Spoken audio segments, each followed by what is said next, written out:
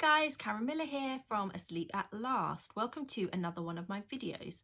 So today I am talking about toddlers. I'm going to cover some really common toddler issues, including overtiredness, early morning wakes, nap refusal, food battles and night wakes. But before I talk about those, I just want to touch on another subject which is quite big when it comes to toddlers, and that is transitioning from a cot to a bed. So typically people tend to do this around age 2. Lots of reasons. Sometimes your toddler's climbing out of their cot and it's no longer safe to have them in there. Sometimes you've got another one on the way and you need the cot back. It is best to leave them in their cot until nearer age 3. The reason for this is because toddlers have little impulse control before age 3, which means that getting in and out of bed becomes a game to them and is something that they think is hilarious. So this is where you commonly have the night issues of a toddler that is waking up and then just straight away getting out of bed instead of calling out or putting themselves back to sleep. And before you know it, you're up and down like a yo-yo all night, putting them back in their beds and telling them to stay there, but they can't because they just don't know how. So yeah, leave them in the cot until age 3, as long as possible, really. And when you do transition them, make sure you explain it's going to happen, when it's going to happen, and get them involved in the process. So get them to choose some nice sheets if you're going to get some new ones. Explain to them your expectations, that they are a big boy or big girl now, and they have to stay. They go to their bed, they lie down, they close their eyes, they go to sleep, and they stay there until morning time. It's a great time to introduce a grow clock or something similar like that, to help them to know when it's morning time. You can also use reward charts if you think that your little one will understand that, and give them a star for each night that they stay in their bed, and then after 5 stars they get a reward. So make it fun, make it exciting, but make sure you set your expectations beforehand.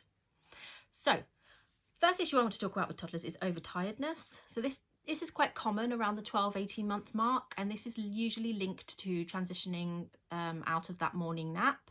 This is a tough transition. They've had this nap for a year now, and between about 12 and 15 months they start to no longer need that nap anymore. But the best thing to do is cut that nap back rather than cut it completely. When parents cut it completely, that's when your toddler ends up being massively overtired, because you just cut the morning nap and then you expect them to go down for their lunch nap at the normal time. But unfortunately, because they've now got so much cortisol in their system, and overtiredness has built because they have never gone from the morning wake up at 7 a.m. to their lunch nap before, that window is now too big. So cut the nap back rather than cut it completely. Cut it by 10 minutes every week and see if that helps things. A sign that you need to cut the morning nap is that they start refusing to settle for their lunch nap, or they're waking early from their lunch nap. That means that you need to just cut that morning nap back just a little bit. If they're refusing to take their morning nap, if they point blank refuse, keep offering it to them every day. Just be consistent with that, because you may find that they take it some days, they don't take it on other days. If they refuse it completely, bring their lunch nap earlier to more like 11 o'clock, or just a little bit, about an hour and a half to an hour earlier than you normally put them down, so that you can catch them before they become too overtired and they can still take a good lunch nap. You can let them have longer at the lunch nap than they normally have as well, but make sure you wake them by 3 p.m, otherwise it interferes with bedtime. Lots of issues that I see very often are parents who've cut the morning nap, and then the little one then fights the lunch nap because they're overtired. They end up having a later lunch nap and they may only have like 40 minutes. And then you're trying to put them down for their bedtime at the normal time, and then they fight that bedtime and they're going to bed later. And that can then cause lots of issues like early morning wakes, for example. So you may find that once they've transitioned out of that morning nap as well, that you need to bring bedtime a little bit earlier also. So that takes me on to the next point of nap refusal. Refusals are again common with toddlers. There is a sleep regression at 12 months and a sleep regression at 18 months. So you may all of a sudden see your little one just fight their naps and refuse to go down, like start screaming like there's something wrong with them. Like I said, it's linked to a regression, so it shouldn't last longer than 2 to 3 weeks.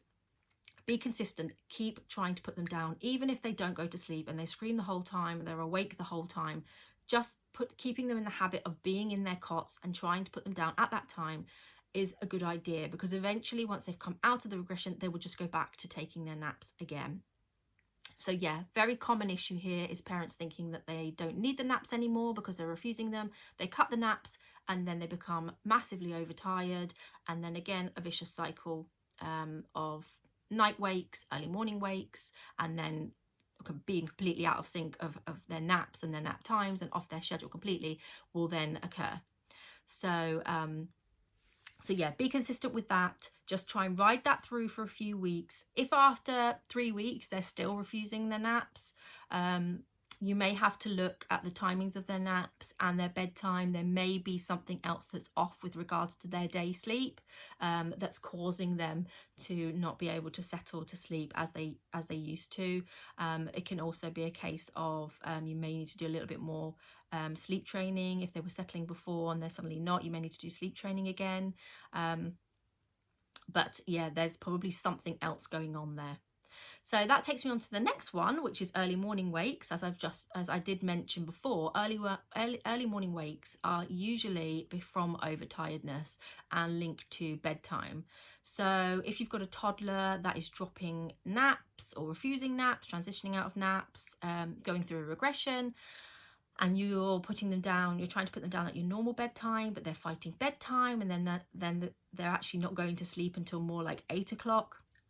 This builds the cortisol in their system and will cause them to wake every 2 hours at night or frequently at night, struggle to get back to sleep at night, and then have those early morning wakes. So look at bedtime, try and go with an earlier bedtime, although it doesn't seem logical, 6 o'clock even, if they haven't had very little naps in the day.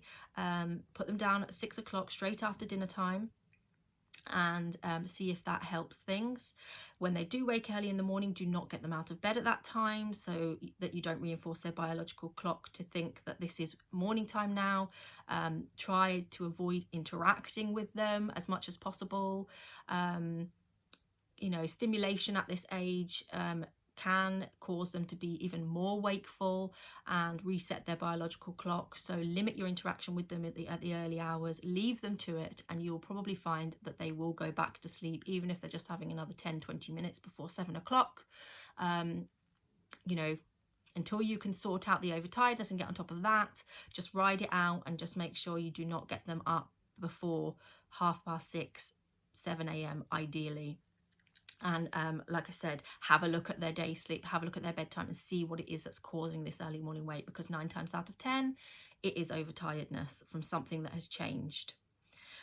The next one, so night wakes. Night wakes, again, very common if they're going through a regression, if they're overtired, if their day sleep is off.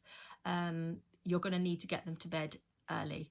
Again, just like with the early morning wakes, it is overtiredness. It could be also habit as well. If you're feeding them in the night, or they've got a sleep association that they used to, that they go to sleep with an association at bedtime, they're going to look for this association every time they wake up in the night.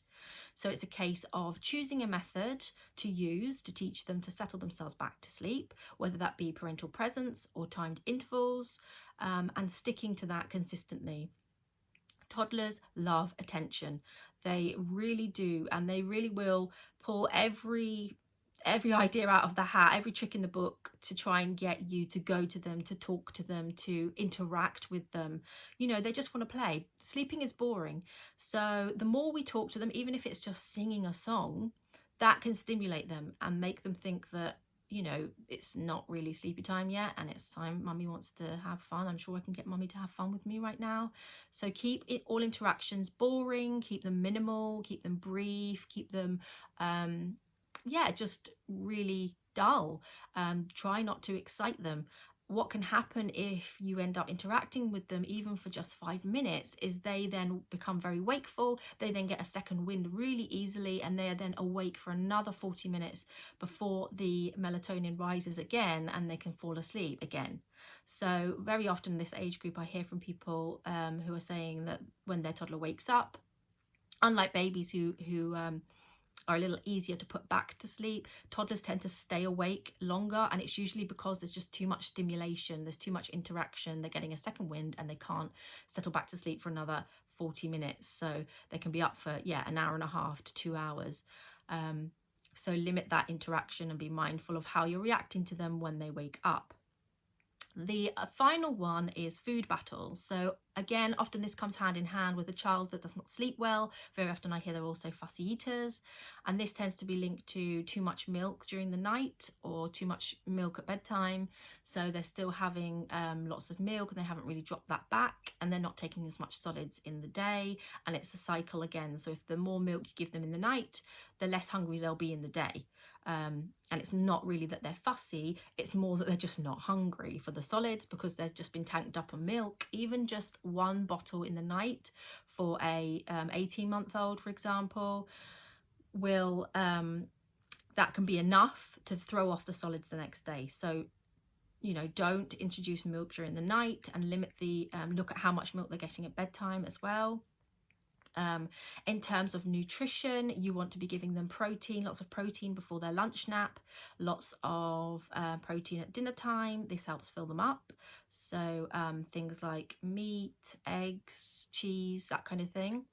Omega-3 is really important for them, as well as foods that encourage the production of melatonin. So those are things like chicken, turkey, oats, eggs and dairy actually. So include those in their diet every day.